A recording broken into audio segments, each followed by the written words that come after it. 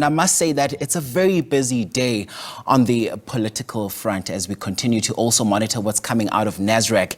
As you might have seen and heard from developments that arose overnight there, the top six of the EFF was elected unopposed yesterday and installed as well. And you heard there from those conversations with our colleague Ayanda Nyati there, just giving us a breakdown of what this all means, particularly when we look at the political landscape in the country that is currently evolving and changing, but also we take this all and put it against what's exactly happening there in Durban. There you heard our colleagues as well hard on the ground just to make sure that we don't miss out on the beat in terms of what is happening there on the ground. And we've got our ears and eyes actually in Durban today for that first anniversary celebration. But also let's get you some analysis from Joburg as well to talk more about the MK Party's first anniversary. We are now joined by political analyst Professor Mazwe Majola. So, Prof, thank you so much for your time. I'm just basically taking in all the information that we've been listening to, all the conversations as well that have been put on the public domain. And so far as the MK Party is concerned, I want us to backtrack a bit to that time when the former president, Jacob Zuma, actually announced that, you know, he'll be supporting the MK Party. And when the MK Party was in fact also launched and announced. Looking at that time and fast forward to now, a lot has happened, if we put it that way. And this is a party that has certainly shook the political landscape. Would you agree? No, of course, yes. Good morning, Nkolisi. Of course, yes, that was a bold decision. I think he had made his research. Obviously, he knew the ANC in and out, and definitely his target by then was the ANC. We know that some members from, or rather some people also joined from EFF, but at that time, he really wanted to topple the ANC. And you remember he kept using this phrase, the ANC of Ramaphosa, which means that we want to rebuild this organization. We want to revive and protect this organization. So much has happened. No one really knew at that time that the MKP will do so well on the 29th of May in the general elections. So they did very well, without any constitution, without any manifesto structure, nothing, but only armed with the personality of the founder or of its founder, that is Jacob Zuma. So they've done very well, and really they deserve this anniversary and this celebration. They've done very well just in the last 12 months. Before the elections and also after the elections, because after the elections, and that is when now Jacob Zuma put together the structure, recruited very strong, experienced individuals from industry, from politics, from all over, who come and now make up the top six and also the top 45 or the highest body that they have. So he has done very well, he strategized well, and now what is left for them is to sustain what they've started, because it's easy to start something, or rather it's not easy, but you can start something, but what is important is to make it grow, and that requires a certain leadership style, a certain culture, values, and also a certain strategy to make what you've started to grow. And Prof, I don't know, but don't you find it a bit ironic that you have all these important political events happening at this time of the year, particularly when we look at, you know, some of these political parties' policy directions, which are in a way almost similar. But I'm going to let you on what you said just now as we started our conversation, where you said that, you know, Jacob Zuma's target was the ANC, what he called the ANC of Cyril Ramaphosa.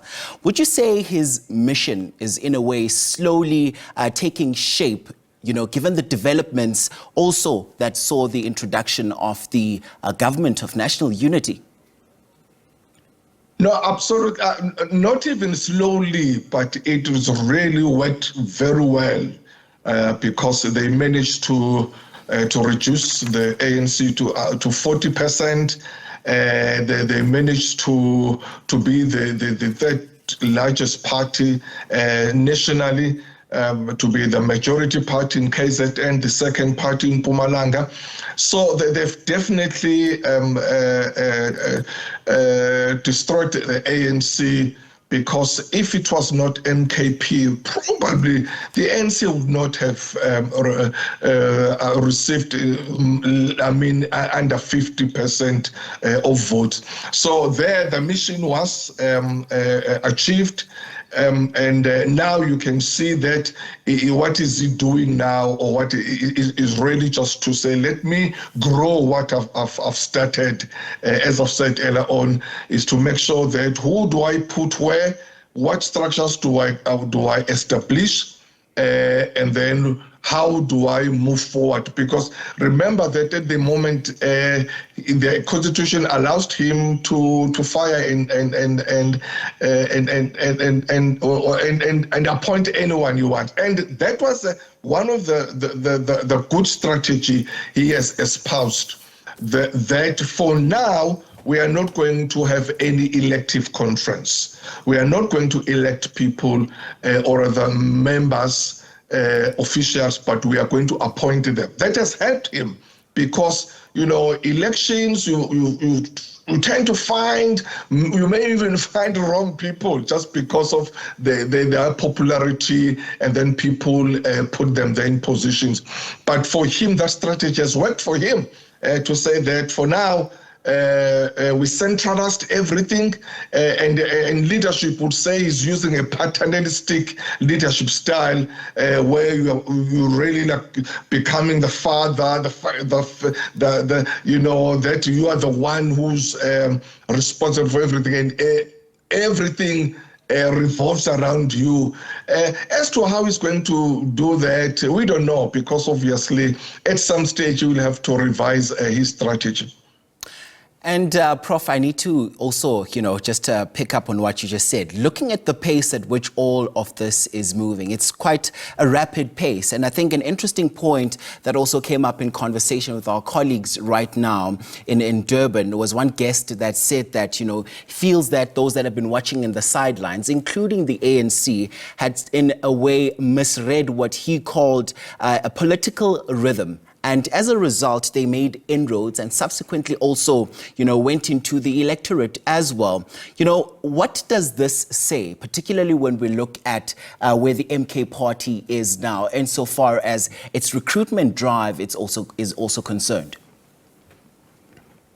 Well, absolutely. They miscalculated ANC, EFF, and others, especially in KZN. They underestimated him, such that they were not able to counteract his strategy. And especially the ANC in KZN, it has been dubbed or said that is the weakest ANC in KZN ever. Because even though they saw this threat, but they were not able to put a strategy to counteract and to make sure that they fight him. So they failed dismally there in KZN, and then Zuma managed to cruise there. And what is needed now is just for the ANC to go back to the drawing board and say, how do we come back?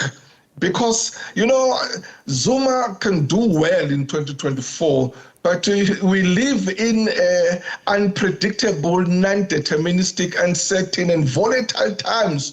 You don't know what will happen in 2026. You don't know what will happen in 2029. But with good strategy, with good anticipation, these other political parties, ANC and EFF, they can come back and they can do well. Because you don't know, maybe MKP at some stage will implode. So they must just identify gaps and identify MKP weaknesses and then just work on them and make sure that they rebuild and come back. And let's perhaps also delve into the mobilization structure, Prof. I mean, this is a party that was previously thought to be a so-called Zulu party, but you see mobilization also taking shape. We've seen the likes of Advocate Busisiwe Mkhwebane also being roped in as the boots on the ground for provinces such as Mpumalanga as well. What does this say about how serious they are about making sure that they, stamp their authority as a party? Well, it's an undeniable fact that the strong base of MKP is in KZN, because really Zuma is so loved in that province. Even during while he was still president of ANC, he grew ANC, built ANC there, and he left ANC as the biggest, or rather, yes, the KZN is the biggest province of the ANC. So, but I think because of his experience, it was a very good strategy to rope in Floyd Chibambo, who's from Limpopo, who's a non-Zulu, and give him the job of Secretary General, just to say that, look, to say that we are only Zulus is not true. So now they will try to make inroads into other provinces. Yes, in Mpumalanga they did well. They did very well because they are second largest in the legislature there.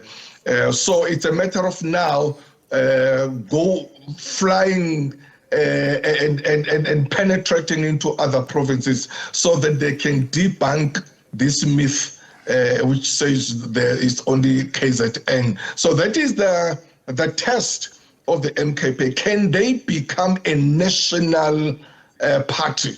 Or rather, it's just a regional party that is based in KZN. So that will be a very big test for them as they are growing the party. And just before I let you go, Prof, I'm also keen on finding out that, many have said that there's been a realignment or a reconfiguration of politics here in the country. And many have also said that there are also lessons to be learned. What are those lessons? And the lesson is that political parties and political leaders must not undermine voters. It's a high time now that voters are not gullible anymore. They're very literate. This thing of yesteryears when you just go to communities during electioneering and then you just provide them with cakes and then groceries and other stuff. That generation is gone now. They're dealing with a totally different generation now. A generation that wants results, wants service delivery, wants ethical leaders, a generation that hates and abhors corruption. So now they must understand that they are dealing with a totally different voters, and they have to make sure that how they penetrate there and make introspection in terms of how do we get these people to vote for us. But gone are those days when old ladies and grannies who speak about the ANC of Sisulu, of Mandela, of this. If that still happens, that will be a very, very small percentage. But the majority are people who want to see what are you doing for me to vote for you. So service delivery is going to be very key, and also be exemplary and do or say what you mean and mean what you say. It's going to be very important. Okay, political analyst Professor Mazwe Majola talking to us about the MK Party's first anniversary event at the Moses Mabhida Stadium. Thanks very much indeed for that. And I must remind you as well that we've got all fronts covered for you with our reporters on the ground as well as colleagues also monitoring developments there in Nasrec as well as at the Moses Mabhida Stadium.